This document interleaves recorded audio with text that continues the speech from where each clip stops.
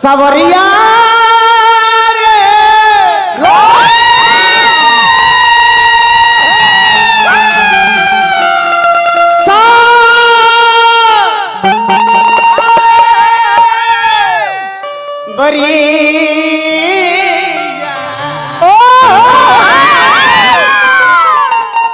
ऐसे बोलबो तो चटकार लाल हो जाए।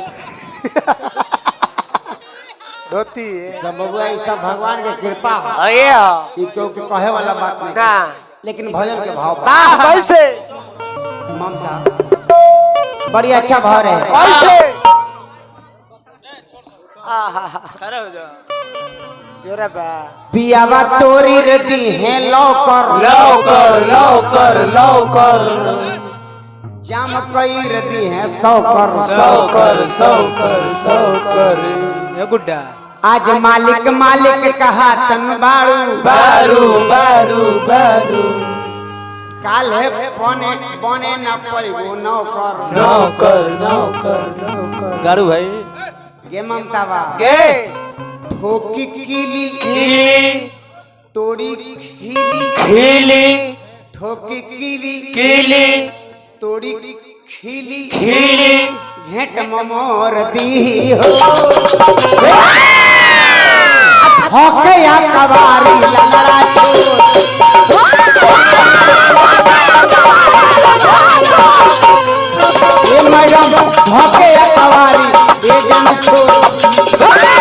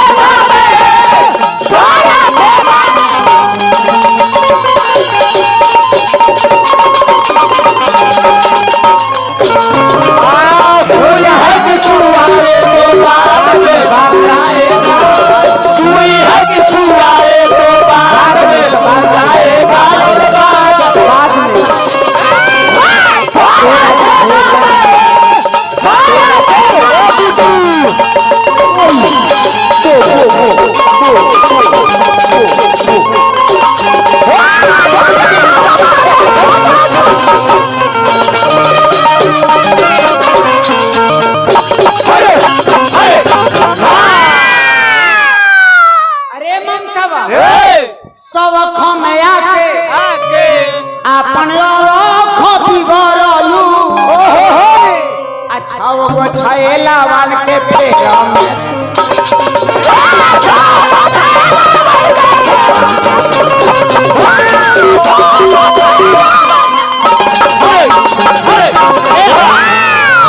सब खमया के अपने वो खबी गरलू छगो छेलावान के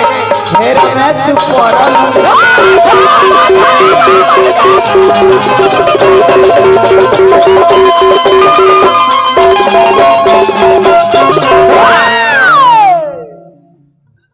भाई धीरज कुमार जी 100 रुपया पुरस्कार के लिए बड़ो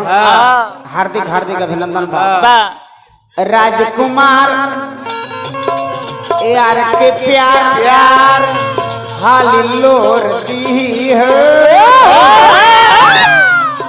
राजकुमार यार के प्यार राजकुमार यार के प्यार हाली लोर दी है कवार